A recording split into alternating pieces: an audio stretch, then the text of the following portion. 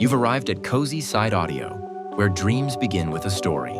Whether you're studying, journaling, or just chilling, this one's for you. If you vibe with this kind of content, go ahead and like, share, and subscribe for more. CozySideAudio presents The Séance at Ravenhollow. Chapter 1. The rain started somewhere past Augusta and never stopped. Detective Nathaniel Graves squinted through the wipers as the narrow main road twisted into the woods. The headlights caught bursts of fog, then stone walls, then a rusting sign, Ravenhollow Manor private property. Creepy font, Marcus muttered from the passenger seat. 16, headphones hanging around his neck, a grin that was half defiance, half delight. You sure this isn't trespassing? Apparently the psychic invited us, Nathaniel said dryly. You wanted a Halloween weekend, remember? Marcus grinned wider. A séance, Dad. It's research. You could use a little mystery in your life. I get plenty of mystery, usually with stab wounds. The driveway wound up through pines and fog until the manor appeared, massive, decaying, its windows flickering with candlelight. A camera drone buzzed above the roof. Inside, the guests milled like chess pieces waiting for someone to move them. Celeste Ravenhollow swept forward first, tall, silver-haired, wrapped in a flowing shawl that caught the candlelight. Her voice had the rhythm of someone who'd spent years speaking to cameras. Detective Graves, how wonderful! And this must be Marcus. She touched the boy's shoulder as if reading his pulse. You've got an open spirit. The house likes that. The house can keep it, Nathaniel said. Laughter rippled. Then came the introductions. Victor Brandt, the reality TV producer, booming and restless, already directing camera angles with his phone. Dr. Marjorie Hale, severe in tweed, taking notes for what she called the final debunking. Tamsin Vale, influencer and self-styled witch, live streaming under the tag hash Ravenhollow Rebirth, while her sister Clara hovered behind, a calm nurse with a worried smile. Father O'Rourke, the local priest, muttering prayers whenever the wind groaned. Simon Cross, illusionist, charm turned up to 11. Ruthie Quinn, Celeste's bright-eyed intern, too young and too thrilled to notice the tension. And finally, Susan Ravenhollow, Celeste's daughter, quiet, sharp, in black jeans and work gloves, a technician among showmen. Don't mind the cables, she said, stepping over a coil of wires. Mother likes her miracles pre-wired. Celeste's smile didn't falter. Atmosphere is everything. Dinner was served at a long oak table beneath a chandelier that rattled with each thunderclap. The salmon was cold, the conversation colder. Victor pitched his streaming revival special. Dr. Hale dissected every ghost story with surgical disdain. Tamsin burned sage. Father O'Rourke blessed the dessert. And Nathaniel watched Susan silently refit a soundboard in the corner. Marcus leaned close. She hates this. She's working. She's plotting, Marcus whispered, delighted. Celeste rose, glass raised, to new beginnings and to forgiveness, wherever it may come from. Only the priest said amen. Susan didn't even pretend to toast. After dinner came Brandt's confession cam. One by one, guests gave dramatic sound bites. Tamsin spoke of energy, Dr. Hale of delusion, Simon of showmanship, Nathaniel of fraud and electricity.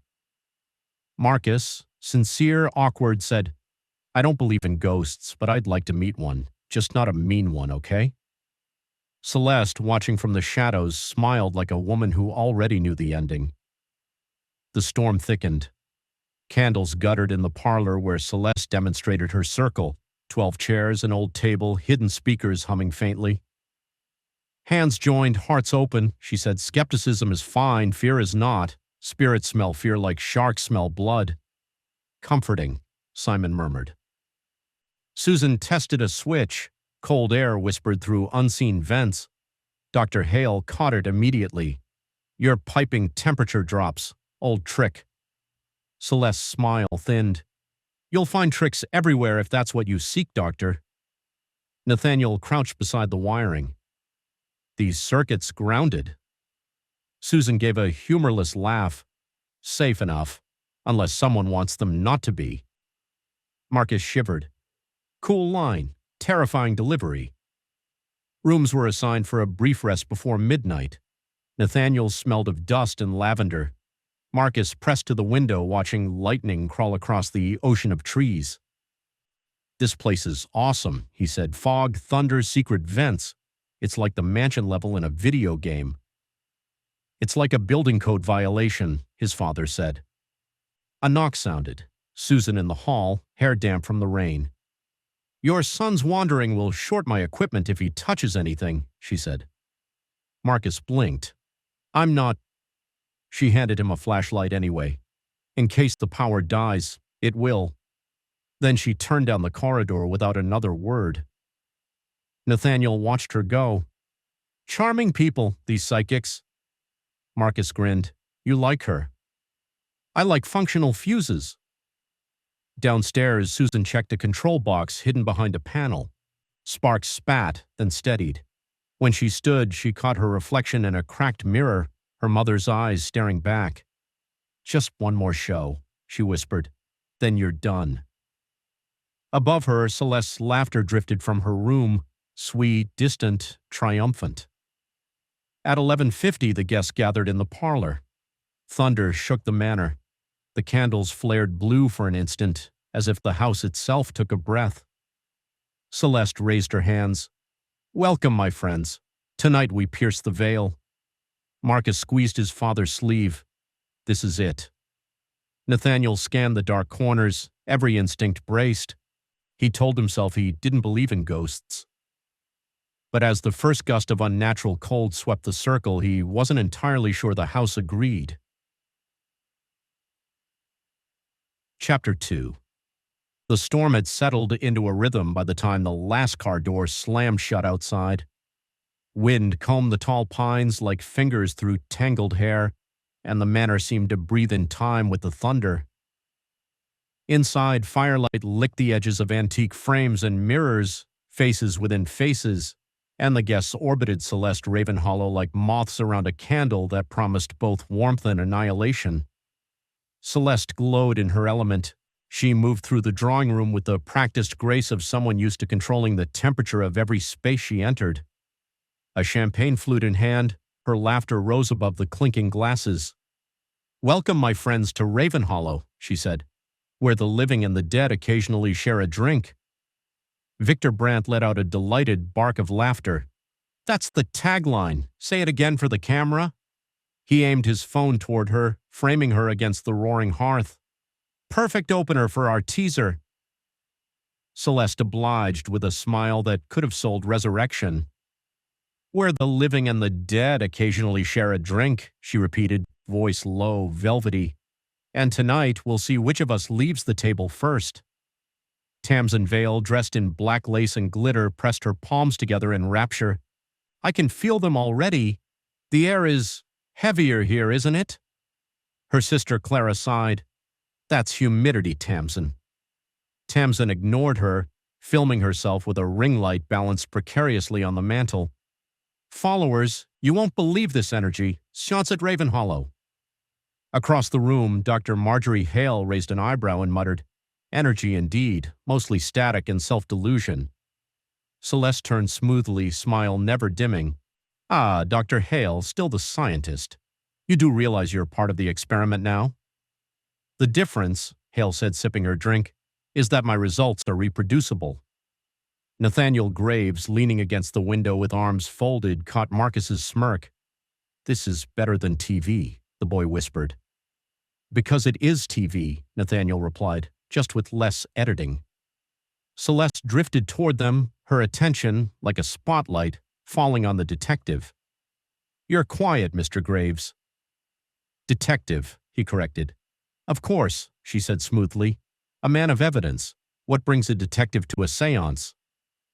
My son, he said. Marcus grinned. I wanted to see if ghosts can hold up in court. Celeste chuckled. Oh, they can. The dead have the most airtight alibis of all. Nathaniel didn't laugh. His gaze drifted to the walls, tracing the pattern of faint cracks and the concealed wiring running up toward the sconces. "Place has character," he said finally. Celeste's eyes gleamed. "Character and history. The original owner was a ship captain who vanished at sea. Sometimes he returns when the wind's right." Marcus leaned closer to the fireplace. "And you've actually seen him?" Celeste tilted her head. "Seen? Not exactly, but I've heard him and felt his hand brush mine." Behind her, Susan Ravenhollow snorted softly. "That's probably the draft through the east vent." The tension was microscopic but real, a note of dissonance in an otherwise perfectly orchestrated performance. The guest turned. Celeste's expression didn't flicker, though the silence stretched a heartbeat too long. "Ah, my daughter," she said lightly. "Always the voice of reason." Susan raised her glass. "Someone has to be." Victor jumped in to diffuse the frost. "You two are great. Mother-daughter, skeptic-believer. It's like built-in drama. This'll play amazing on camera." Celeste's voice cooled. "We're not performing for you, Mr. Brandt." "Sure we are," Susan said, finishing her drink. "We always are." Nathaniel clocked the flash of hurt that crossed Celeste's face before it vanished. He'd seen that look before, people who knew the value of illusion but still resented the price. Later, the cocktail hour fractured into smaller conversations. The fire hissed and popped as groups formed. Hale cornered Simon Cross by the piano, interrogating him about the equipment he'd helped install. Tamsin fluttered near Father O'Rourke, asking if he'd ever really seen an exorcism. Victor paced, gesturing wildly about distribution rights. And Susan stood at the bar alone, staring into an untouched drink like it might confess something. Marcus, restless, drifted through the edges of the room with his phone camera raised. "I'm getting B-roll," he joked, "for when we make our documentary about the people who got murdered making a documentary." "Dark," Nathaniel said. "Realistic," Marcus countered. From across the room, Ruthie Quinn waved him over. "You're Celeste's guest, right? Isn't she amazing?" "She's something," Marcus said. Ruthie beamed. "She's real. I've seen things happen around her. Lights flicker, voices whisper, things that can't be faked." Marcus considered telling her about static charges and hidden speakers, then thought better of it. "Guess we'll find out tonight." Behind them, a sudden flicker made the chandelier blink.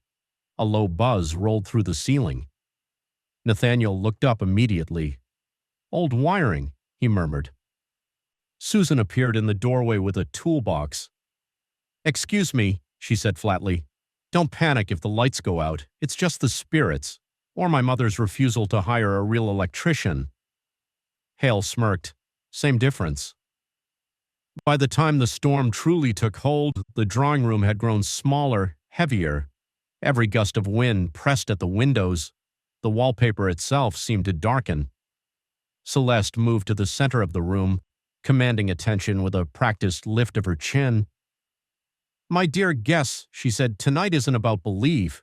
It's about contact. The line between illusion and revelation is thin, and some of us walk it more carefully than others." Susan's eyes flicked upward from her tool case. Celeste continued, voice low and hypnotic.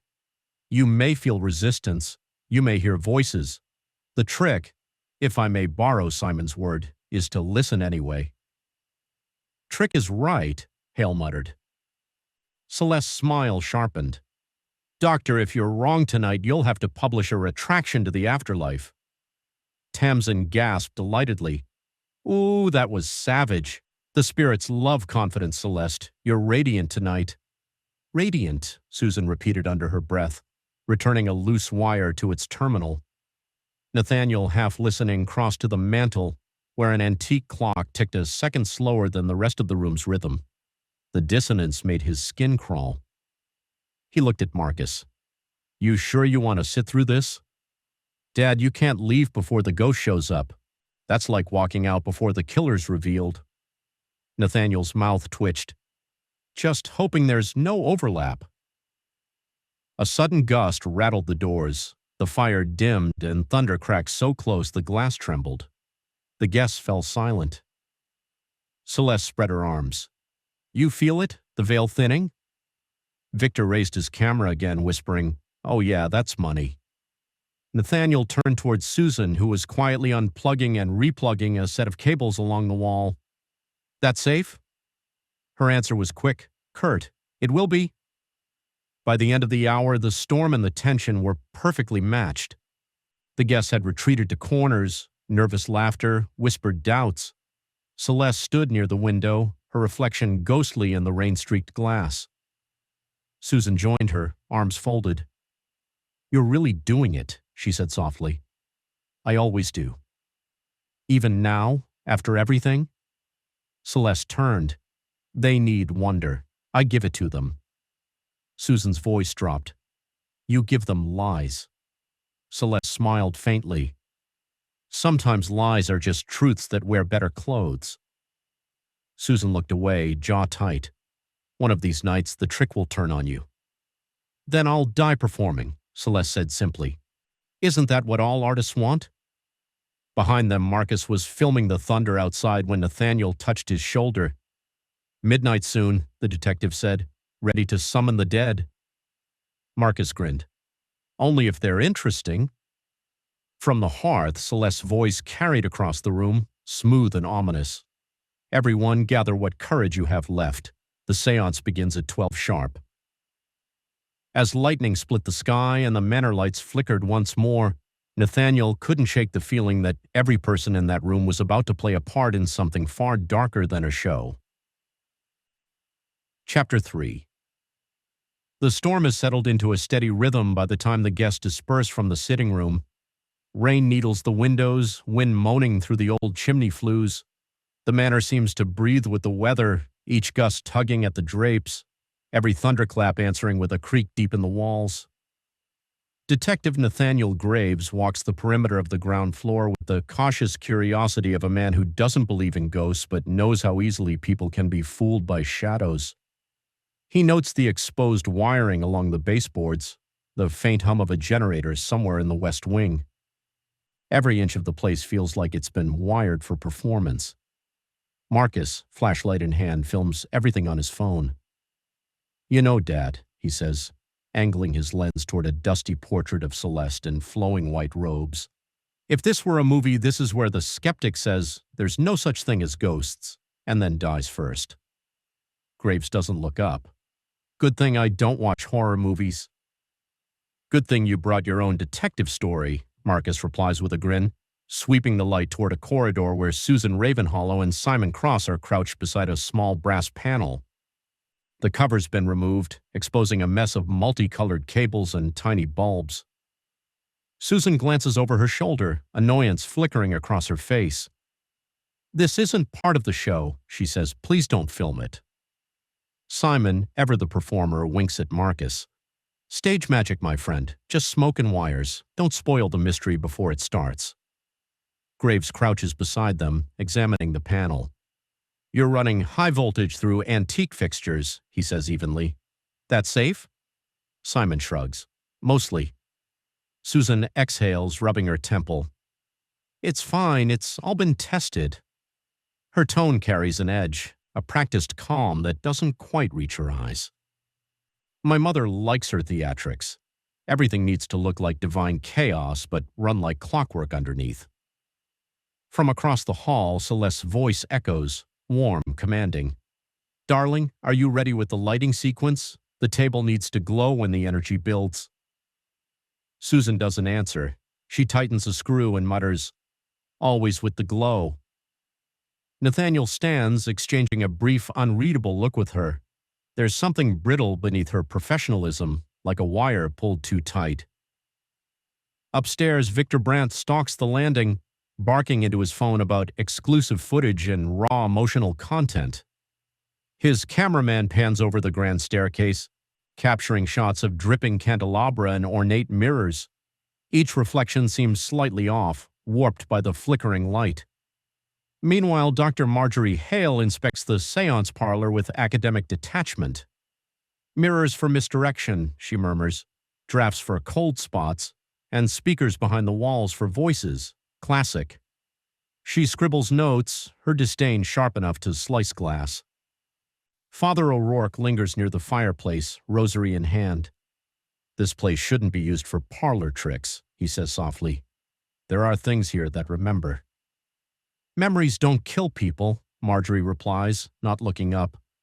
"Electricity does." In the far corner, Tamsin Vale and her sister Clara explore the séance table, their candles casting twin halos. "Do you feel that?" Tamsin whispers. "Like someone's watching." Clara sighs. "It's a draft, Tamsin, or one of those vents your witch idols keep calling spirit portals." Still, Clara's voice falters slightly at the end.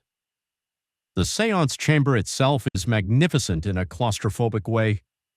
Deep burgundy walls, velvet drapes, a chandelier of black crystal. The centerpiece, an oval table carved with symbols, half occult, half decorative flourish. Hidden beneath it, a complex rig of wires, sensors, and metallic coils, Susan's handiwork from years past, now refitted for tonight's spectacle. Marcus drifts toward it, drawn by the aura of mystery. He hovers a hand above the carved surface. "It's warm," he says. Susan looks up sharply. "Don't touch it." He steps back, startled by the vehemence in her tone. Graves eyes her. "Sensitive equipment." "Sensitive history," she mutters. Across the room, Ruthie Quinn bustles in, carrying a tray of teacups, eager and oblivious. "Miss Ravenhollow says we're starting in half an hour. She wants everyone ready for the circle." "Of course she does," Susan murmurs. When Ruthie leaves, Simon grins and says, "You know, I once worked a show in Vegas where the spirit actually threw a chair, magnets under the floor, got a standing ovation." Susan glares at him. "This isn't Vegas." "Could have fooled me," he replies. The lights flicker once, twice, and the room plunges into half-darkness. A hum builds from somewhere deep in the walls, low and throbbing. Then, as suddenly as it came, it fades. Marcus looks at his father. "That wasn't part of the show, was it?" Graves listens to the dying hum. "No," he says, "that sounded real." Thunder booms overhead, shaking the chandeliers. From upstairs, Celeste's laughter drifts down like a hymn. "The spirits are restless tonight," she calls.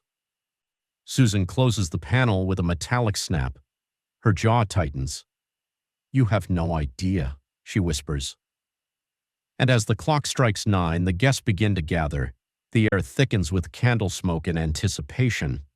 The stage is set, not for illusion, but for a catastrophe. Chapter 4. The storm outside had grown feral. Rain lashed the high windows, and wind howled through the old chimneys like the house itself was breathing, ragged, ancient, almost sentient. Ravenhollow Manor had settled into its role for the evening, a stage built for ghosts. Candles flickered in iron sconces, throwing trembling light across the séance room.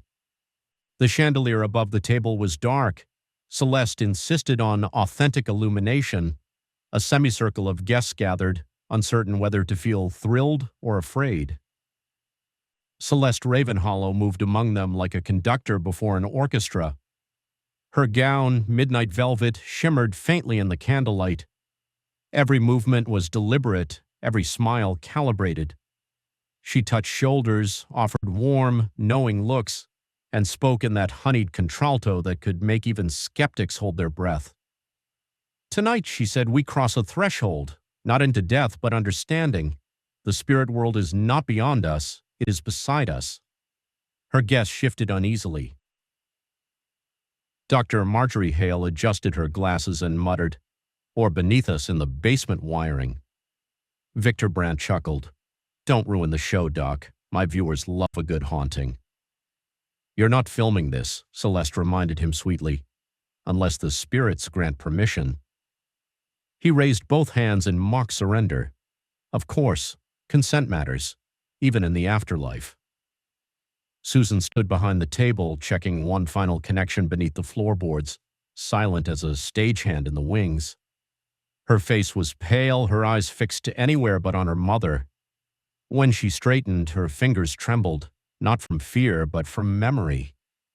She'd built this illusion once, years ago. The wires and hidden conduits were her designs, born out of her mother's need for spectacle and control. Celeste looked to her. "Are we ready, my dear?" Susan hesitated. "It'll work." "Confidence," Celeste said softly, "is the line between faith and failure." Then she turned to the group. "Please, everyone, take your seats." They obeyed reluctantly. Graves sat beside Marcus, who was wide-eyed, phone hidden under the table recording everything. Across from them, Tamsin Vale clasped her sister Clara's hand, whispering some half-remembered incantation. Father O'Rourke bowed his head in prayer.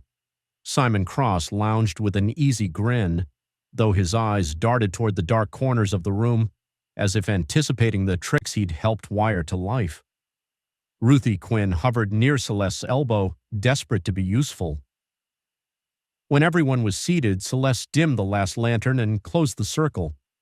Only the candles remained, their light trembling like the pulse of something alive. "Spirits of Ravenhollow," she intoned, "hear us. We come in reverence. We come in truth.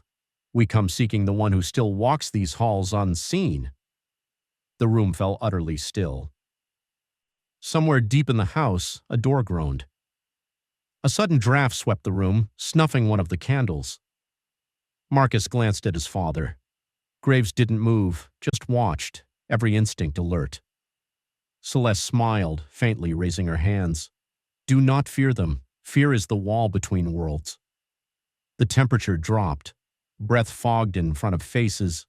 Even Dr. Hale looked unsettled, though she muttered, "Hidden vents. Old trick." Celeste's eyes fluttered closed. "She is here." Her voice had changed, lower, richer, resonant with something that didn't sound human.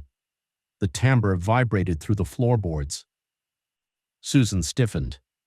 Father O'Rourke crossed himself. Victor Brandt whispered, "Oh, this is gold." The table gave a slow, deliberate tremor. Glasses clinked. The candles guttered as a low hum filled the air, like electricity caged inside the walls. Marcus whispered, "Dad?"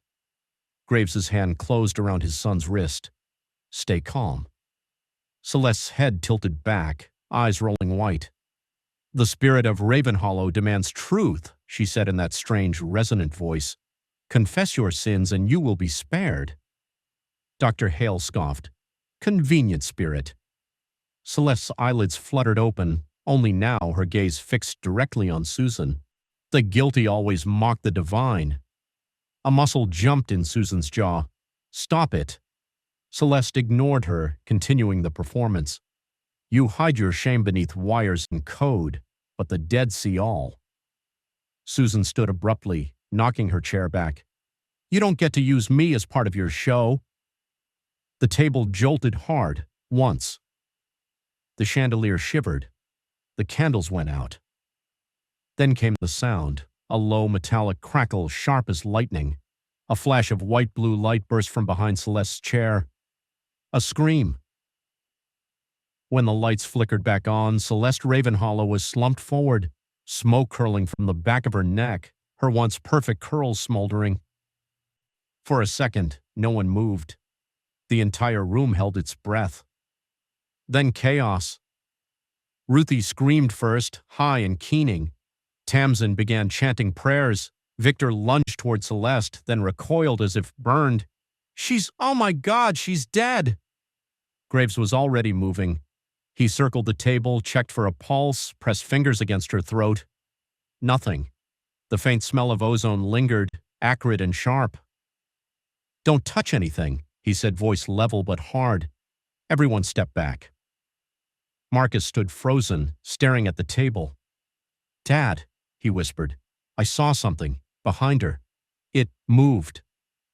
Graves looked up sharply. "What kind of something?" "A shadow," Marcus said. "It was there 1 second, then gone."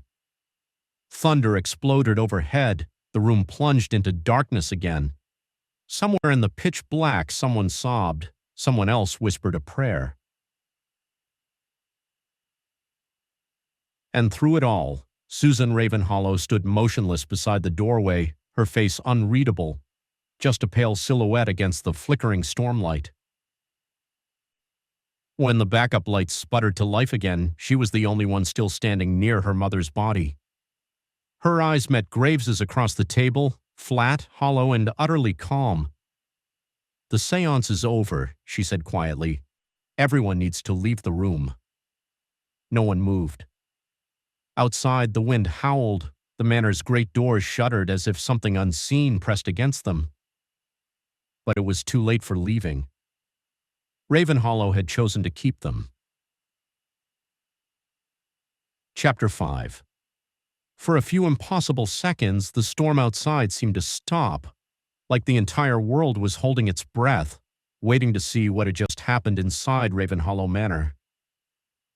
Then the thunder came, a roaring crash that shook the walls, rattled the chandelier, and made Ruthie Quinn cry out in shock.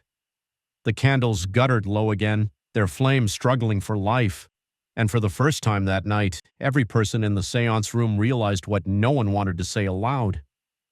Celeste Ravenhollow, the great psychic, the woman who'd conjured spirits on live television, was dead. It looked wrong, impossible.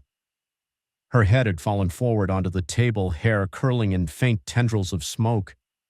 The air smelled of burnt ozone and perfume, sweet and metallic. There was a thin scorch mark running from the base of her neck down to her shoulder, an ugly black thread against pale skin. Her fingers were still spread wide as if she'd been mid-performance, hands frozen in the act of summoning the dead. For a heartbeat, no one dared to move. Then Victor Brandt found his voice. "This is part of it, right? Please tell me this is part of it." Dr. Hale snapped, "Use your eyes, man, she's dead." A cacophony followed, voices rising, chairs scraping, someone knocking over a glass. Ruthie sobbed uncontrollably, while Tamsin Vale fell to her knees, chanting a fragmented prayer to the guardians of the veil. Her sister Clara grabbed her shoulders, whispering frantically, "Stop, stop, it's not spirits, it's something else, don't lose it now." Detective Nathaniel Graves moved fast but deliberate, clearing a space around the body. His hands were steady, but his mind raced with 1,000 cold calculations. The burn pattern, the smell, the flicker before the strike, it all screamed electrical discharge. Accident, or something far worse. "Marcus," he said sharply, "stay by the door, don't touch anything." His son obeyed, though his face was ghost pale. "Dad, I told you, I saw something behind her before the lights went out. Like a shape. It was right there." Graves didn't answer immediately. He examined Celeste's hands, the table's edge, the faint scorch along the wood grain that led to a hidden panel under the carpet. "Shape or not," he murmured, "something in this room carried current." Susan stood apart from them all, leaning against the wall near the doorway, a drink still clutched in her hand. Her eyes never left her mother's body, but her face was unreadable, numb, distant, almost bored. "You should call the police," Clara said shakily. "I am the police," Graves replied. "Boston homicide. I'm off duty, but it doesn't matter now." Victor Brandt spun toward him, his face shiny with sweat. "Then tell us what the hell to do. She just fried herself in front of us." "Sit down," Graves ordered. "All of you. No one leaves this room until we understand what happened." The words hit like an accusation. "Understand?" Simon Cross said, his voice sharp. "We just watched someone die. You think I wired a death trap for fun?" Graves's eyes flicked to him. "You worked on the effects." Simon hesitated. "I advised, helped set the atmosphere, the vibrations, the lighting cues. Celeste wanted authenticity, which required electricity. Yes, but everything was grounded, checked twice."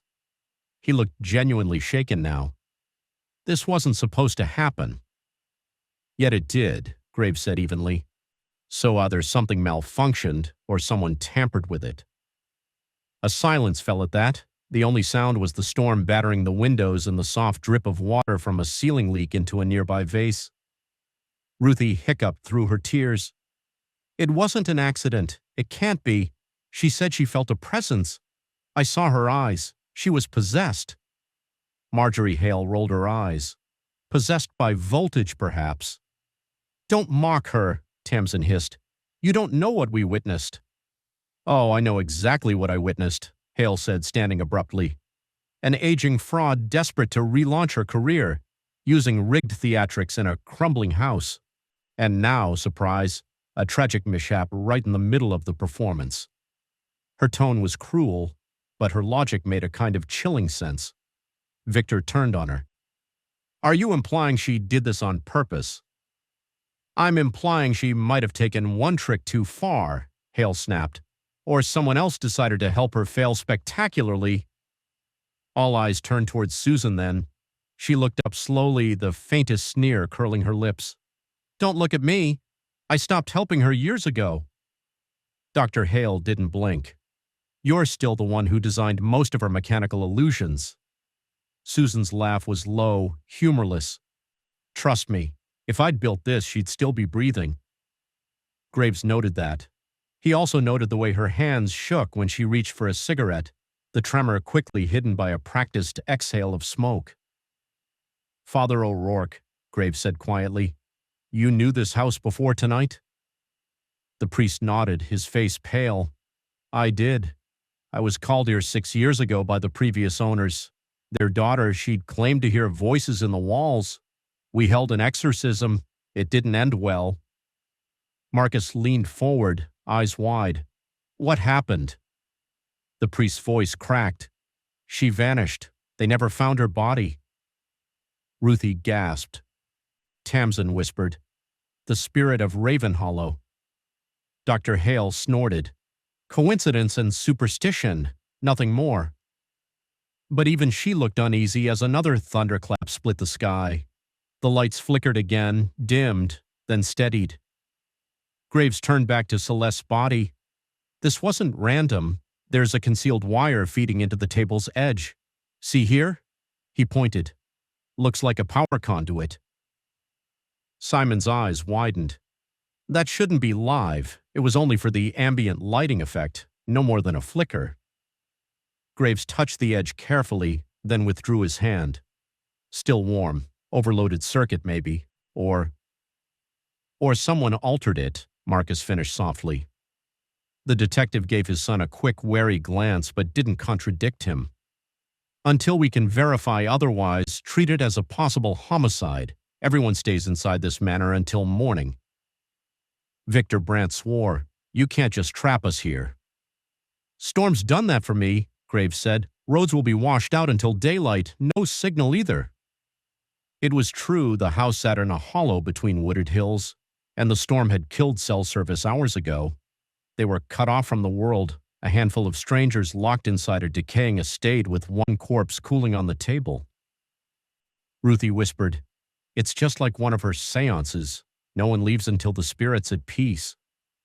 Graves shot her a look. Let's hope that's not literal. He instructed Simon and Victor to help move Celeste's body onto a nearby chaise. Father O'Rourke murmured a prayer over her, voice trembling. When they were done, Graves drew a sheet over her face. Susan turned away as he did it. She couldn't look. Detective, Marjorie Hale said after a moment, her tone brittle. What now? You intend to interrogate us in the dark? Later, Graves replied. First, I need to secure this room. Marcus, fetch my bag from the hall. Marcus darted out and back, clutching the detective's worn satchel. Graves rummaged through it, pulling free a flashlight, a notebook, and a pair of thin latex gloves. He crouched beside the table again, tracing the wiring's path with clinical precision. The scorch line led under the carpet, toward the wall, then vanished into a hidden panel, one Susan herself had once installed. He looked up at her. This panel, how does it open? She hesitated. Push on the bottom right corner. He did, and the wood gave way with a soft click. Inside was a tangle of wires and a small jury-rigged power converter. The casing had melted slightly, the plastic blackened by heat. Well, Graves murmured, there's your spirit. Dr. Hale leaned in. That's sabotage. Someone overloaded it intentionally. See the crossing of the neutral wire? That's not standard. That's deliberate. All eyes darted from the exposed wiring to one another. Victor shook his head, backing away. No, that's not my doing. I just handle cameras, not circuits. Simon lifted his hands. Don't look at me. I rig illusions, not death traps. Graves's voice was calm, but the air had turned icy again. Someone wanted this to happen. The question is, who and why? As the candlelight trembled over their faces, Marcus caught something in Susan's expression. A flicker. A brief tightening around her eyes before she schooled her features again. But it was gone in an instant. "Detective," Ruthie whispered suddenly, "if it wasn't a ghost, what if the ghost's angry now?" Before he could reply, there came a sound from the far end of the hallway, a slow, dragging creak, like a door opening by itself. Everyone froze. Father O'Rourke crossed himself again. "Dear God, it begins." Graves turned his flashlight toward the sound. "No one move," he said and stepped forward. The beam swept across the floorboards, catching a faint glimmer, a trail of water leading away from the séance room, fresh despite the house being sealed tight. Marcus's voice trembled. "Dad, if she's dead, then who opened the door?" Graves didn't answer. He only listened. The wind had died. But from somewhere in the blackness beyond the hall came the faintest sound of a woman's voice, soft, lilting, almost familiar. "Truth. The truth must be seen." The words echoed once, then faded. Ruthie whimpered. Dr. Hale whispered, "Oh, for God's sake." But even she couldn't disguise the fear in her eyes. Graves slowly shut the séance room door. "Until daylight," he said quietly. "No one leaves, not even the dead." The lock clicked into place. And somewhere behind the walls of Ravenhollow, the house sighed, old wood shifting, echoes settling, as if it approved. Chapter 6. The storm had become a living thing by the time the power went out completely, howling and battering at the shutters, its wind shrieking through the cracks of the old house like an unseen choir. The séance room was still heavy with the ghost of ozone, the smell of burnt silk and candle smoke clinging to the air. Celeste Ravenhollow's body sat slumped over the table where they had left her, her once imposing presence now reduced to silence and ruin. Detective Nathaniel Graves stood beside her, his jaw set, his mind already working even as his heart beat with a quiet growing dread. He wasn't supposed to be doing this. Not tonight. He was supposed to be on leave, recovering, as his superiors called it, after a department scandal that had put him under scrutiny. But now, in this house full of strangers and superstition, he felt the old instincts stirring back to life like a wound reopening. Lightning flared outside, illuminating the panicked faces of the séance guests. The flicker revealed the grand parlor in harsh snapshots, overturned chairs, spilled wine, the shimmer of fear in their eyes. When the flash faded, it left them all in darkness again, and someone screamed. "Everyone stay where you are," Graves said, his voice cutting through the chaos with the calm, controlled tone of a man who'd led too many investigations to be rattled by hysteria. "No one moves until I say so." Victor Brandt, the reality TV producer, was the first to speak up, because of course he was. "Detective, this is insane. Do you have any idea what just happened? People saw her die. We need to get out of here. Call someone." "Phones are down," Susan Ravenhollow interrupted from the corner, her voice hollow but steady. Her eyes were red, her drink forgotten. "The storm took out the tower hours ago. I told my mother not to host this circus during a nor'easter." Marcus hovered near his father, pale but alert. He'd already pulled out his phone, checking for service, shaking his head. "No signal, GPS is dead too." From the hallway came the sound of rain hammering against the high windows, then a sharp crack, something breaking outside. The wind screamed through a shattered pane, scattering a flurry of cold droplets across the parquet floor. Dr. Marjorie Hale, tall and severe in her tweed coat, stepped forward. "We can't stay in here with a body. We need to secure the area and wait for rescue." Graves turned toward her, his patience thin but his tone measured. Rescue's not coming until morning. If the road's flooded, and it will be, we're stuck here until this clears. A collective murmur rippled through the group. Ruthie Quinn whimpered quietly, clutching her notebook to her chest like a talisman. She said the spirits were restless tonight, she whispered. Maybe she really… Enough. Graves's voice cut her off. This wasn't a spirit. It was a surge, a shock, or someone tampered with the equipment. That drew every eye to Susan. Her arms crossed over her chest defensively, and in the flicker of the emergency candles, her resemblance to her mother was almost haunting. You think I had something to do with this? I think, Graves said carefully, you're the only one who knows how all this equipment works. The silence that followed was thick enough to touch. Simon Cross, the illusionist, cleared his throat awkwardly. She's right, though. The gear looked fine when we tested it. No reason for it to blow like that unless someone rerouted a current or overloaded it. Which means someone did this, Marjorie said coldly. Deliberately. Tamsin Vale, still clutching her phone though the live stream had died with the Wi-Fi, gasped. No, you all saw it. She was talking to something. She changed. That wasn't an accident. Her sister Clara grabbed her wrist. Tamsin, stop. But the influencer shook her head, wide-eyed, trembling. You didn't feel it? The air went cold before she screamed. I swear I saw… Stop talking about ghosts, Graves snapped, harsher than he intended. He rubbed a hand across his face and took a slow breath, his voice softening. Everyone's scared, fine, but fear makes people sloppy. Right now I need clear heads. No one leaves the main hall, understood? We'll regroup when the storm eases. Father Michael O'Rourke crossed himself, muttering prayers under his breath. We shouldn't disturb the dead. The house remembers blood, detective. It always has. Graves stared at him, exhausted. Then pray somewhere else. Just don't wander off. The priest gave a hollow nod, retreating into the corner. Brant's eyes glittered in the candlelight, that peculiar mix of greed and dread visible on his face. We could keep the cameras running, he said quietly, almost to himself. This is history. The séance gone wrong. People will want to see this. Graves turned on him. If I see one of those cameras rolling, I'll throw it out the damn window. Marcus looked between them, his voice low. Dad, what if he's right? The footage could help us figure out what happened. Graves hesitated, his instincts warred between control and curiosity. Finally, he said, tomorrow, when the power's back. Until then, everyone stays put. No one touches anything. Susan let out a shaky laugh. You think you can just play cop here? This isn't your case, detective. He looked at her evenly. No, but it's still a crime scene.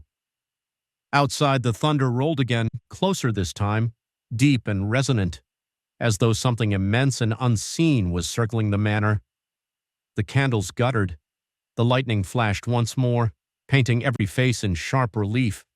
Their fear, their suspicion, the faint, unspoken thrill that came from tragedy and mystery intertwined. And when the thunder faded, they realized something new.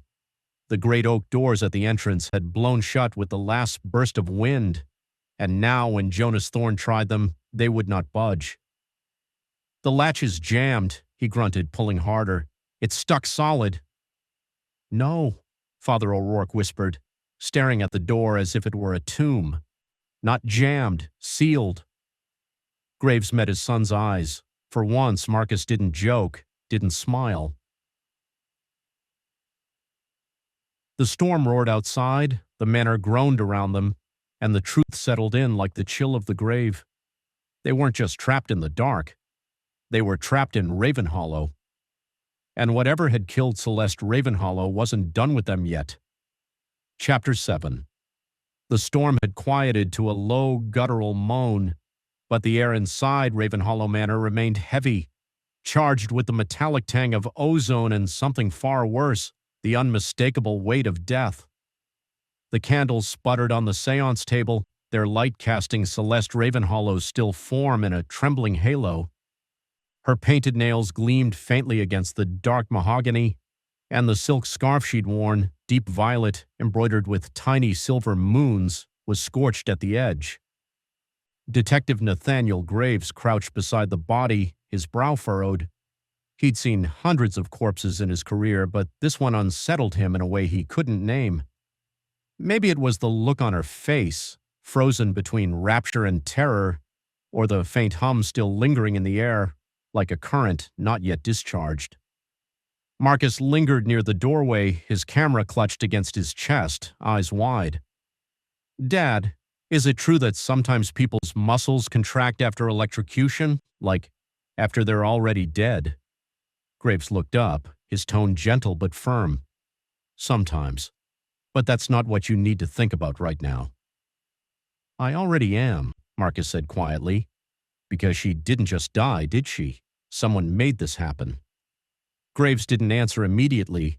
Instead, he pulled on a pair of thin gloves from his coat pocket and began to inspect the area around Celeste's chair. The séance table was fitted with hidden compartments, a sliding panel beneath the surface, cleverly disguised hinges, a false drawer where microphones and cables ran. Whoever had designed it knew their craft. Susan Ravenhollow's footsteps echoed as she entered, her expression carved from stone. "I brought the toolkit you asked for," she said, setting a metal case beside him. Her voice wavered just slightly, betraying the strain behind her composure. "Thanks," Graves said, studying her.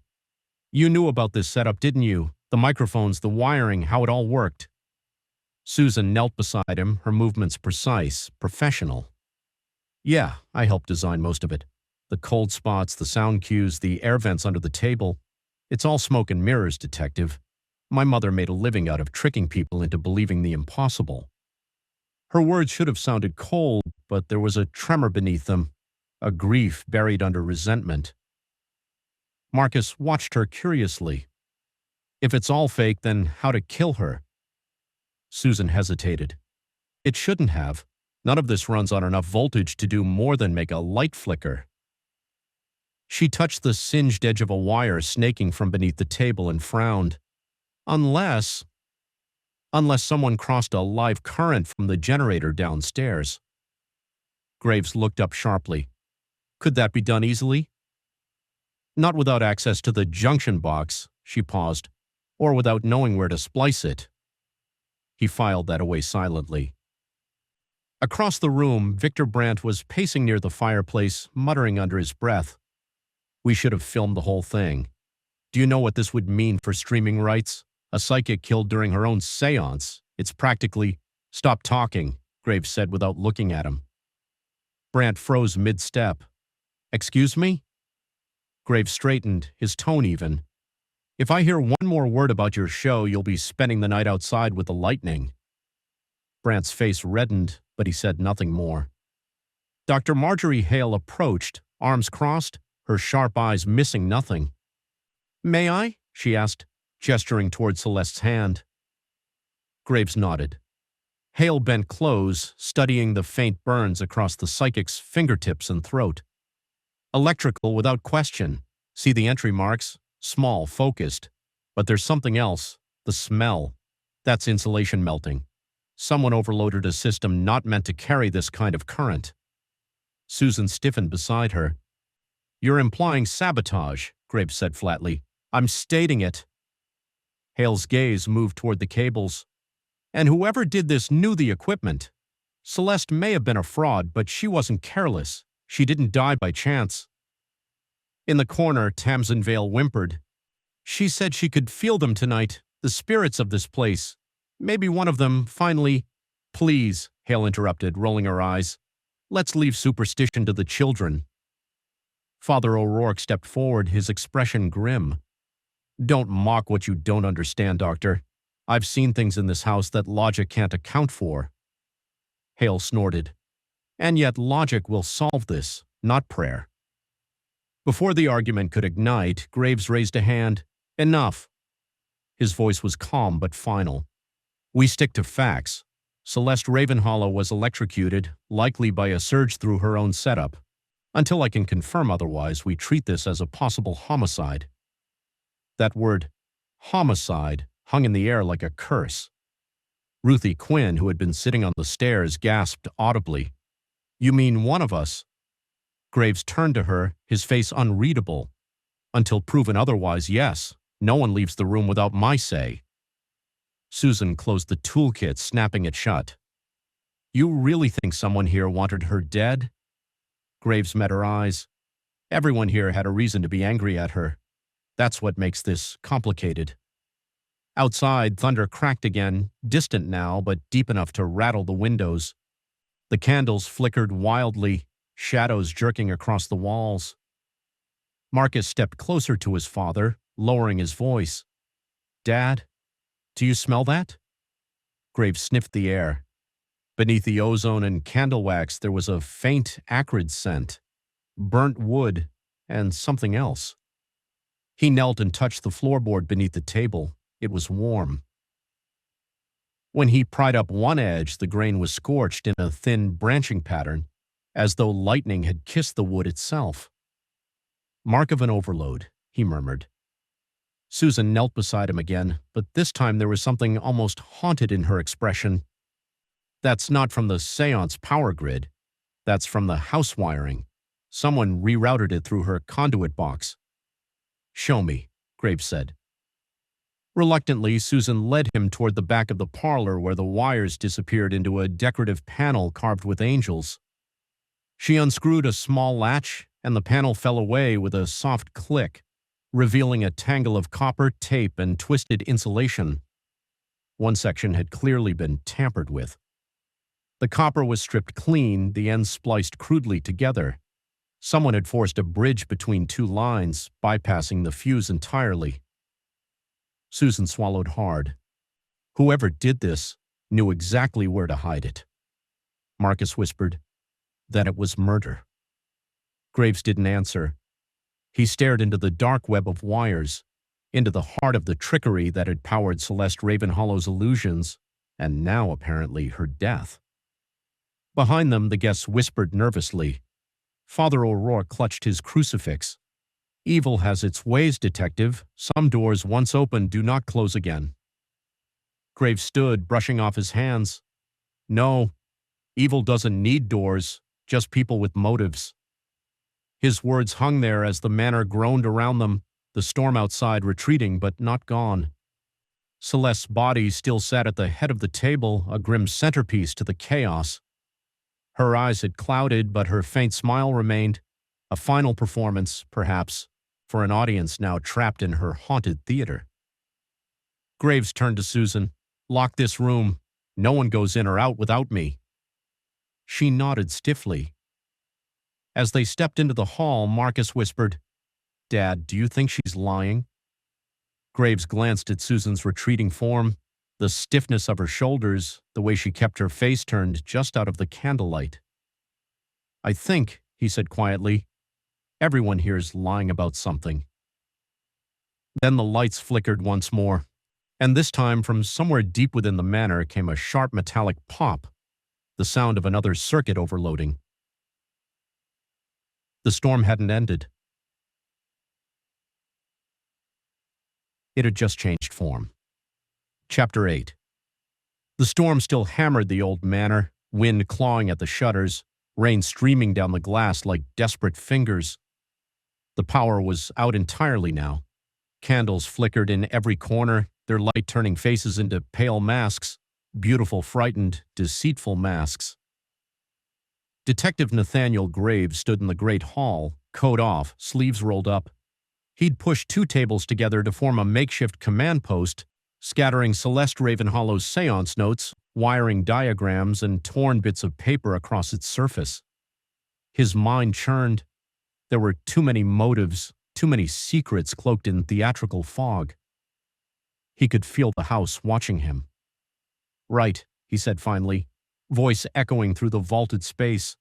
"We're going to do this properly. No dramatics, no talk of ghosts or divine punishment. Just the truth. Each of you will tell me what you saw, what you touched, and where you were when the lights went out." Victor Brandt leaned against the staircase banister, arms crossed, every inch the unrepentant opportunist. Detective, I respect your need for order, but we're not exactly your suspects here. This was clearly an accident, a tragic, marketable accident.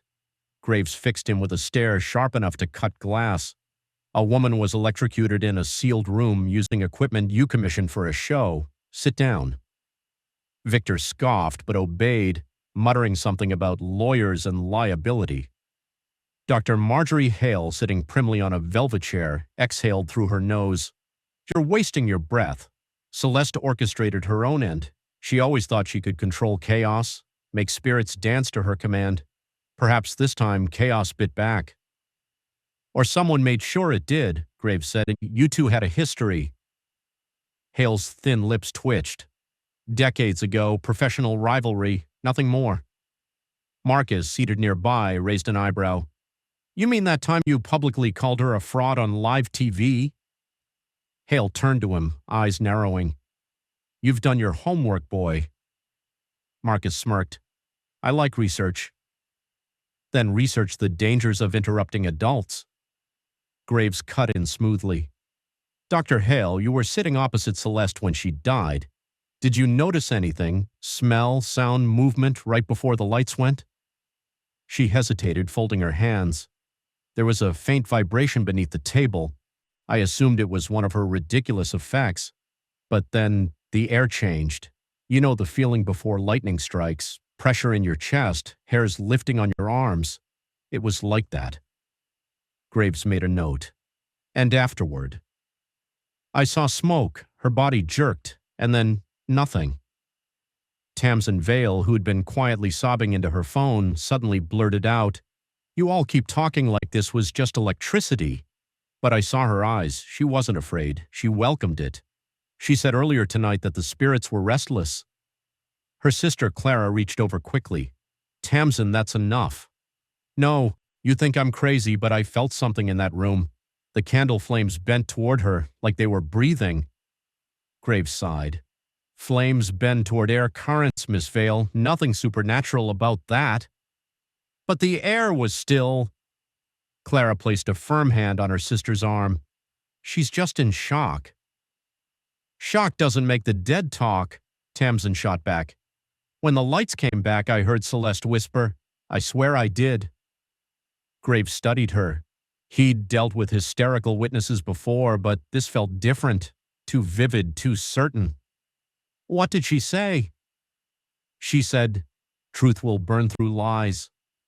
A chill slid down the detective's spine. Simon Cross, lounging against a doorway with feigned ease, spoke up then, voice smooth as polished brass. I think we're giving her ghost a little too much credit. This was clearly a wiring malfunction. I told Victor weeks ago that the house's circuits couldn't handle this setup. Did you install the wiring? Graves asked. I supervised. Jonas handled the grunt work. Simon's smirk faltered for a heartbeat. But the circuits were fine when we tested them. Susan Ravenhollow sat apart from the group, half-shadowed near the parlor door. She'd been silent, head bowed, hands clasped. Graves turned to her. You helped set up the séance room. I need to know exactly what you touched before the session started. Her head lifted slowly, and for the briefest second, something flickered in her eyes. Something sharp, almost defiant. Everything, she said simply. The microphones, the wiring, the cold air generator, all of it. Did anyone else have access to that equipment? Jonas, maybe Simon if he wanted to, and my mother, of course. She liked to make last-minute adjustments to the effects. Susan's lips curled in something close to a sneer. She said authenticity demanded spontaneity. Graves took a step closer. When was the last time you saw her alive? Susan hesitated. 10 minutes before we sat down, she was rehearsing, talking to herself, or to someone. I didn't stay. Her tone was too controlled, too rehearsed, like she was choosing her words with surgical precision. Marcus nudged his father subtly, but Graves didn't react. He already felt it. Something in Susan's stillness unsettled him. Not guilt, not yet, but a weight of emotion so repressed it buzzed beneath her skin like static. "Detective," said Father O'Rourke, breaking the tension, "I must insist we move her body. Leaving her in that room, it's unnatural." Graves shook his head. "Not until I've finished my inspection." The priest frowned, clutching his rosary. "Then we should pray. Pray quietly." The next hour passed in uneasy rhythm. Graves went one by one, cross-referencing their stories. No one had seen anything definitive. Everyone claimed they'd been blinded when the lights went out, and yet he could feel the lies pulsing beneath their words. Marcus, meanwhile, had wandered to the séance room doorway, his phone flashlight cutting through the gloom. "Dad," he called suddenly, "come look at this."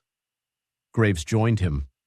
The floorboards near Celeste's chair had faint scorch trails leading outward, thin, erratic lines like veins branching from the site of her death. But what caught Marcus's eye was a single mark farther away, a patch of blackened wood beneath the baseboard, where it looked as if something had been dragged. "Someone moved equipment," Marcus whispered. Graves crouched. The outline in the dust confirmed it. A cable had been shifted recently, post-mortem. Behind them, Susan appeared in the doorway. "What are you two doing?" "Investigating," Graves said without turning. "Did you move anything after your mother died?" She blinked. "Of course not." "Because something did." Her eyes flickered toward the scorch marks, and for the briefest instant, Graves thought he saw it. A flash of fear, raw and unguarded, before she masked it beneath weary indifference. "I told you," she said quietly. "The wiring in this place is old. It moves on its own." "That's not how wiring works," Marcus said, unable to stop himself. Susan gave him a thin, bitter smile. "In this house, you'd be surprised." Graves stood, dusting his hands. "Everyone stays in the main hall, no one alone. Until I know how this happened, we assume it wasn't an accident." Brandt groaned.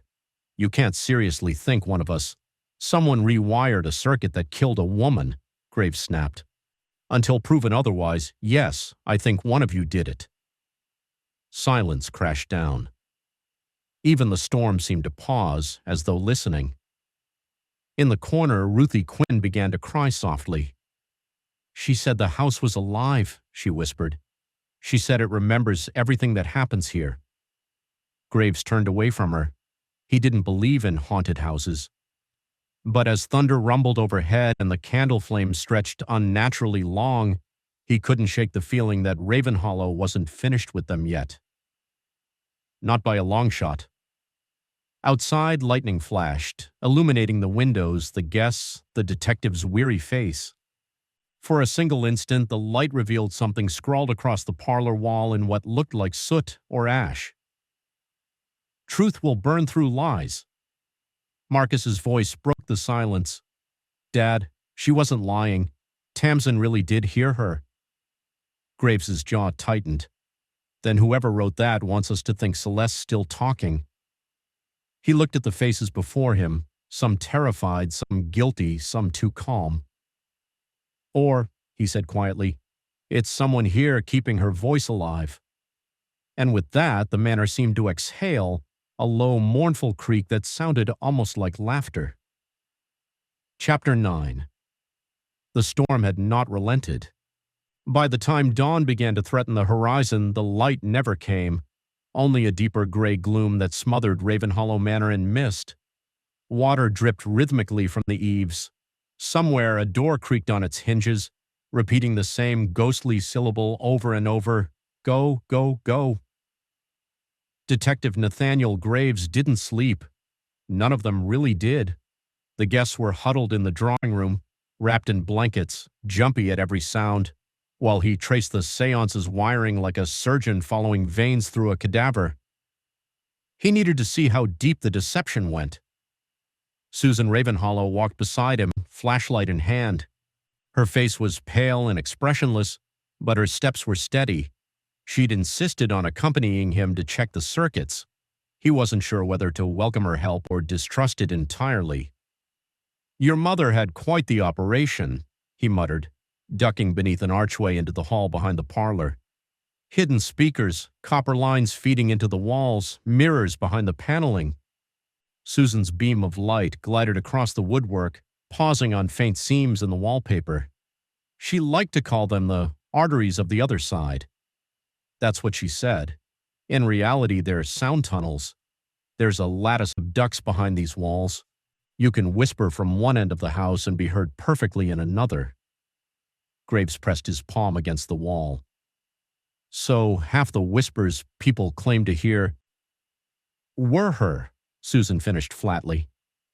He turned toward her, eyes narrowing. You sound like you know these systems inside out. I built most of them, she replied, her voice clipped. At least the ones that worked. That admission hung in the air like dust motes. They followed the baseboards toward a narrow servants' corridor. The air grew colder the deeper they went, the smell of mildew and copper thickening. Graves clicked on a second flashlight, illuminating a narrow junction box, half concealed behind a false panel. He knelt beside it, prying the cover loose. Inside, a tangle of wires glinted, copper, steel, and one strand fused into a lump of blackened insulation. Here, he said, this looks recent. Susan leaned closer.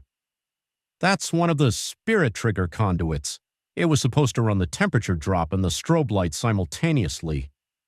She paused, frowning. But it's fused, overloaded. Graves raised an eyebrow. You sound like you expected it. I didn't, she snapped. But I know my mother's shortcuts. She didn't like safety regulators. Said they dulled the magic. He studied her profile, the tightness in her jaw, the quickness in her tone.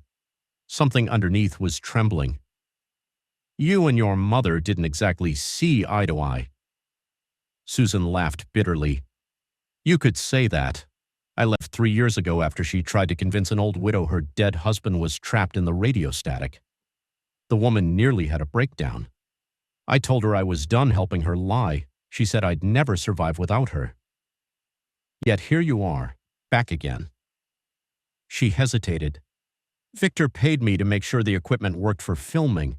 I didn't want to come, but she called me last week, said she wanted to make peace. Graves straightened, flashlight slicing across the corridor. And did she? Susan's throat worked. No, she just wanted me to see her do it one more time, her big resurrection. For a long moment, the only sound was the wind moaning through the cracks. Then Marcus's voice echoed from behind them. Dad, Susan! Both turned sharply. Marcus appeared at the far end of the corridor, his sneakers soaked, hair tousled from sleep, or lack of it. You guys have to see this, he said breathlessly. The wall behind the library, it's hollow. Graves frowned. Show me. They followed him through a narrow door into a passage lined with damp plaster and half-rotted wainscoting. Marcus pushed on a section near the baseboards, and the panel shifted inward with a groan. Behind it lay a hidden compartment no larger than a closet. Inside was an array of old tape decks, wires feeding upward into the ceiling. Beside them sat a small control box labeled Effect Sequence Ravenhollow Main. Susan exhaled sharply. It's her master control. She could trigger any illusion from this room. Cold air, whispers, even the shaking chandelier. She'd sometimes let me run it from a headset, but Graves glanced at her. But what? She said she didn't trust me to know which buttons not to press. Marcus crouched by the control box. Dad, check this out. There's a wire missing here, and these scorch marks look fresh. Graves knelt beside him. Could be from the same overload that killed her. Or someone tampered with it, Marcus said. Susan's flashlight trembled slightly. You think someone sabotaged it? Graves didn't answer. He'd learned long ago not to confirm a suspicion until he could prove it. Let's just say it's not off the table. Marcus peered at the control board again. You know, this setup could totally fry someone if they were in the wrong place at the wrong time. Graves looked up sharply. Explain. Well, look, if that missing line was rerouted directly to the conduit in the séance room, it'd create a feedback surge, enough current to... He swallowed. To kill. Susan stepped back, her face half in shadow. No one else would know how to do that, she whispered, not unless they'd seen me build it. Graves turned to her. You told me Jonas Thorne helped wire this place. She nodded. Yes, but only the physical installations. He didn't understand the sequencing. And Simon Cross? She hesitated. He might have. He was a magician before my mother hired him. He knew how her illusions worked. Marcus crossed his arms. So we've got at least 3 people who could have done it. But you two keep talking like this house itself wanted her dead. Susan gave him a tired, hollow look. Marcus, you ever live with someone who convinced the world she could talk to ghosts? Eventually you start to wonder if she's right. Do you think she was? Her eyes flicked to Graves. No, I think she was worse than that. She made everyone need to believe. They stood in silence again, surrounded by the hum of dripping pipes and the faint buzz of dormant electricity. Graves finally broke it. We'll have to trace the wiring, see where this missing line leads. Marcus, stay close. As they followed the conduit deeper through the walls, the manor groaned around them. The path took them behind the séance chamber, through a crawlspace that smelled of dust and ozone. Graves ran his hand along the beam, feeling the roughness of the wood, the warmth still radiating from the wire casing. It wasn't long before they found the other end. It led not to a standard junction box, but to a small metal switch half hidden behind an old mirror panel, a single toggle labeled Strobe Override. Susan froze. That's not supposed to be here. What do you mean? That's a manual switch. She insisted on automating everything, no manual overrides. Graves studied it. So someone added this later.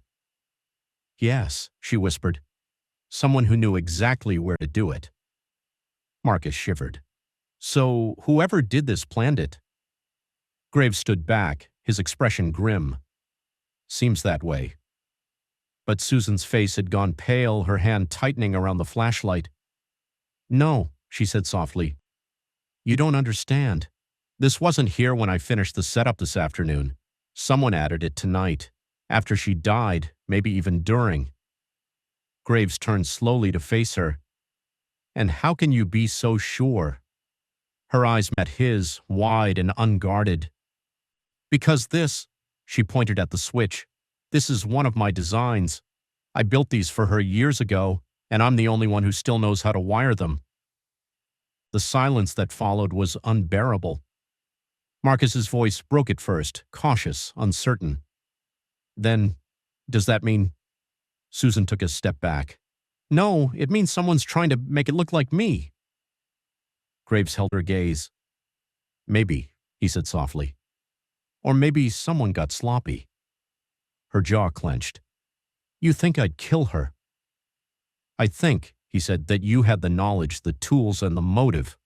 But I also think you are smart enough not to leave a signature like this unless you wanted it found. Her face twisted. Anger, grief, something else. You don't know her. You don't know what she did to me, what she made me do. Then tell me, Graves said quietly. Susan turned away, her flashlight beam shaking. You wouldn't believe me. Marcus spoke softly. Try us. But she didn't answer. Instead, she brushed past them, disappearing into the gloom of the hallway. Graves watched her go, his jaw tightening. Keep an eye on her, he muttered. Marcus nodded, though unease flickered in his eyes. Dad, what if she's telling the truth? What if someone is framing her? Graves exhaled slowly, rubbing his temple. Then we'll find out. But something tells me the walls of this place have more secrets than anyone's ready to face. Behind them, the mirror panel trembled slightly in its frame, just enough to catch Marcus's attention. For an instant, his reflection flickered, not showing himself, but another face entirely. Celeste's, smiling. He gasped, spinning around. Nothing there, only the storm, and the hum of hidden wires whispering through the walls. Chapter 10. The air in Ravenhollow felt different by morning, thinner somehow, as though the house itself had exhaled during the night and forgotten how to breathe again. Rain slid down the windows in silver ribbons, distorting the gray daylight into something dreamlike and queasy. The guests gathered in the main hall like survivors of a shipwreck, their nerves raw, their faces drawn.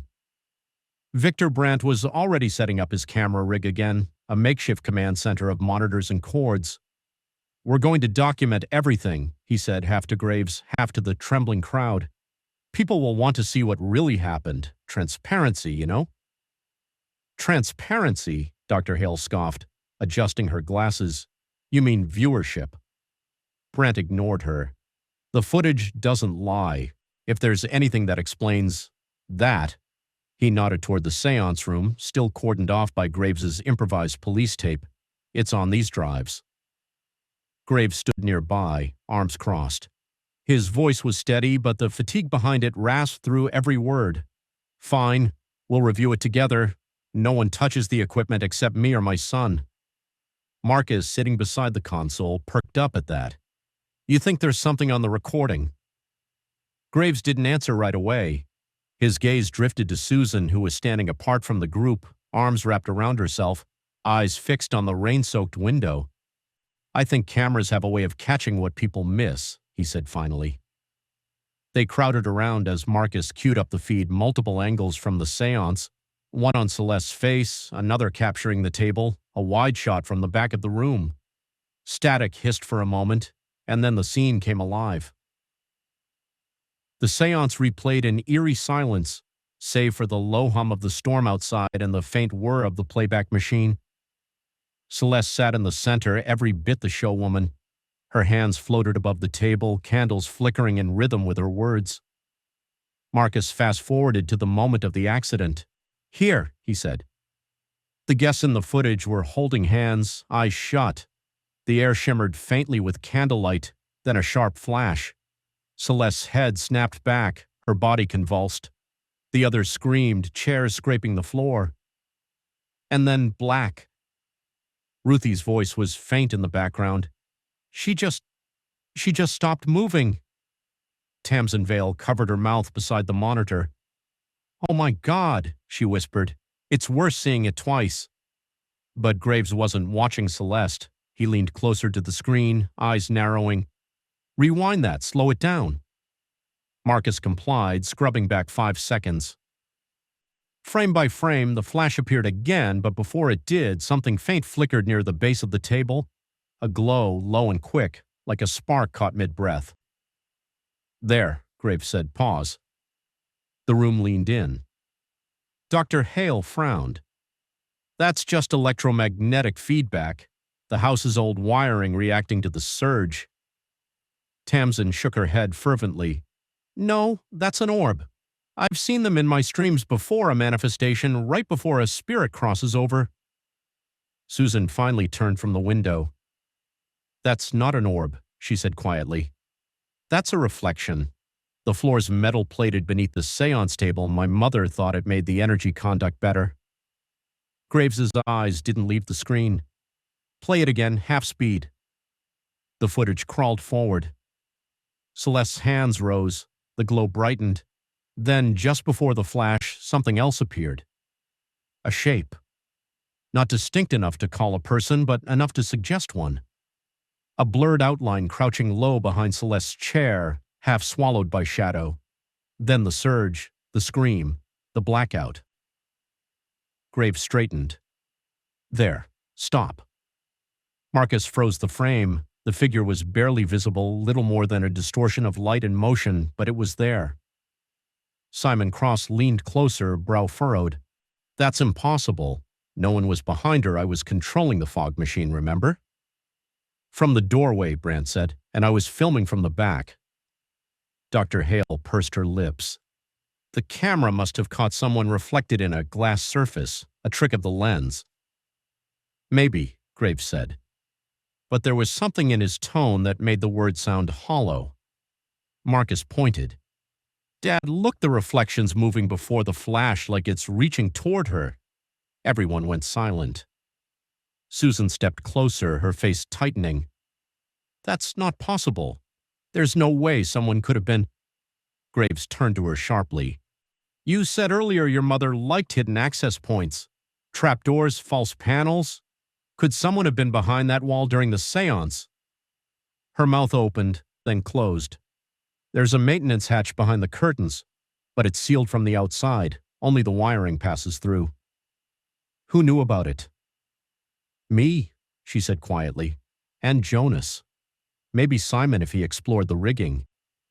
Simon scoffed. I don't need to sneak through walls to do illusions.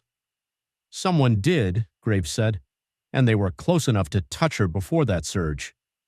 The storm outside punctuated his words with a low rumble. Brant, ever the opportunist, broke the tension. This is gold, he said, leaning back with a smirk. If this is real, if someone was there, that's a hell of a reveal for the finale. Tamsin rounded on him. A woman's dead, you parasite. He shrugged. Exactly, and we owe it to her to tell the truth. Hale's voice cut through the noise. Detective, I'd like to review that footage on my own. I might be able to stabilize the image, bring out detail from the shadows. Graves nodded, though he didn't take his eyes off the screen. Fine, but the drive doesn't leave this room. Marcus replayed the last frames again as the others dispersed into small, tense clusters. He watched the faint flicker of light, the blur of movement behind Celeste, over and over. Finally, he looked up at his father. You think you know who it is, don't you? Graves didn't answer immediately. The detective's gaze lingered on the monitor, tracing the faint shape hidden in the blur, and something unreadable passed across his face.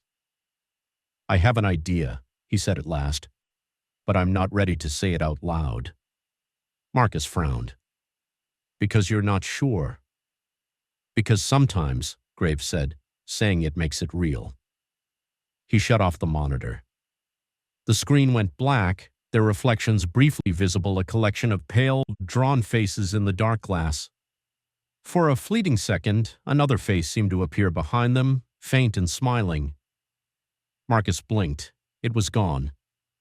Outside, thunder rolled over the cliffs, and somewhere deep in the manor, something metallic clattered to the floor. The séance, it seemed, was not over yet. Chapter 11. The night returned to Ravenhollow like a punishment.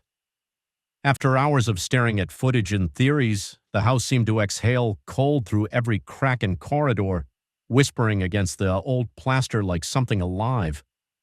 The storm outside hadn't relented. It only deepened, howling through the trees and rattling the leaded windows. The power flickered so often that everyone had stopped reacting to it. Detective Nathaniel Graves moved through the main hall with his flashlight, the beam slicing across portraits whose eyes followed him no matter where he turned. The guests had scattered, some to their rooms, others huddled in the drawing room, too afraid to be alone. He'd told them to rest, to stay calm, but no one in Ravenhollow was truly sleeping tonight. Marcus wasn't in his bed when Graves checked. The sheets were cold.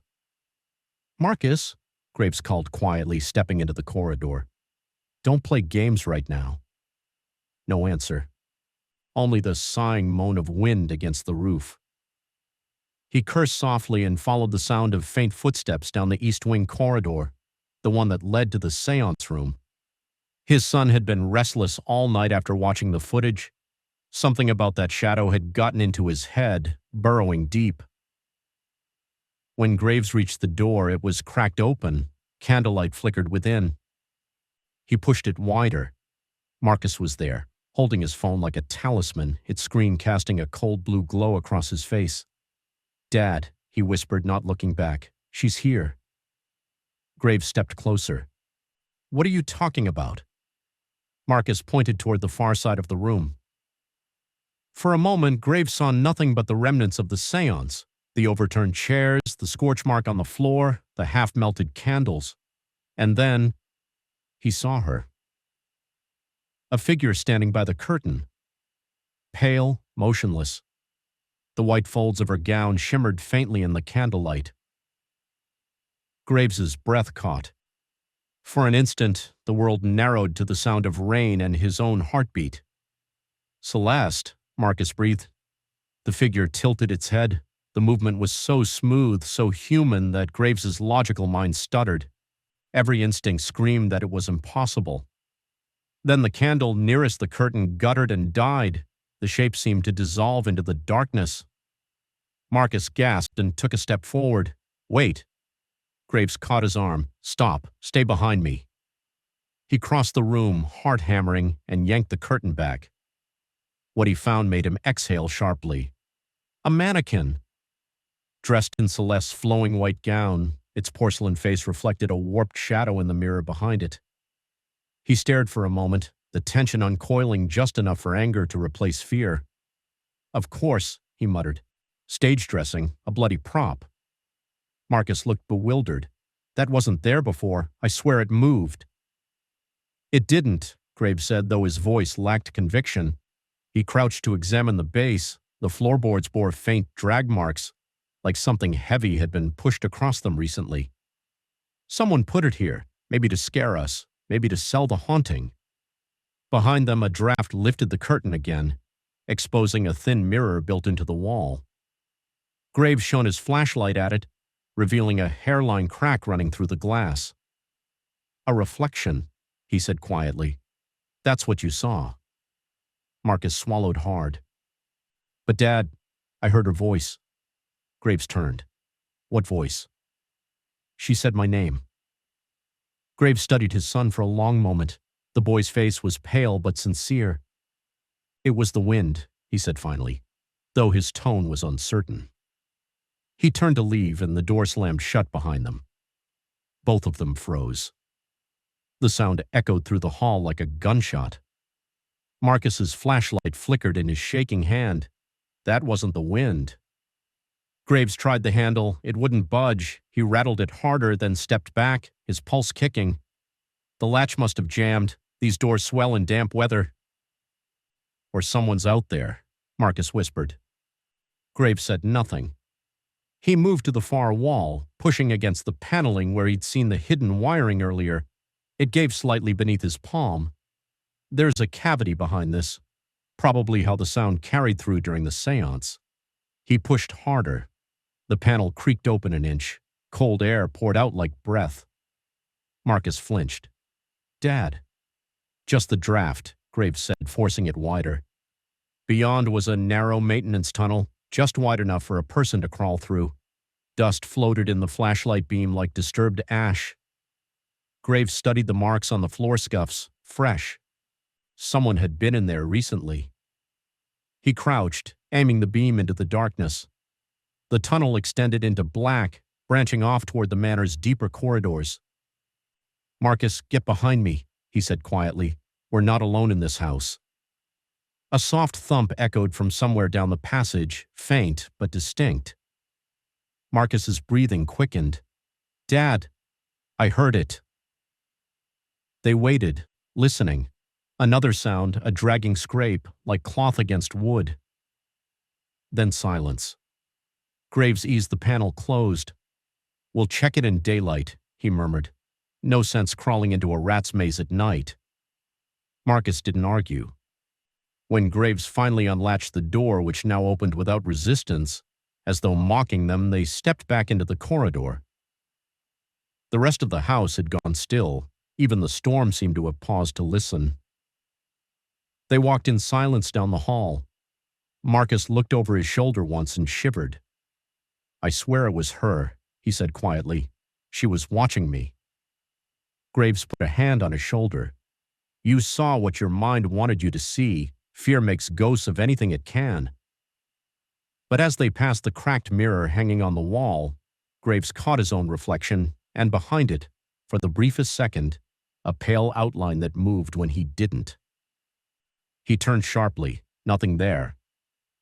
The candle by the staircase flickered out on its own. And somewhere upstairs, a soft, familiar laugh, Celeste's laugh, echoed through the hollow bones of Ravenhollow Manor. Marcus whispered, "Tell me you heard that." Graves didn't answer. Because he had. And for the first time that night, the detective, the man who believed in evidence, logic, and reason, felt something he hadn't felt in years. Chapter 12.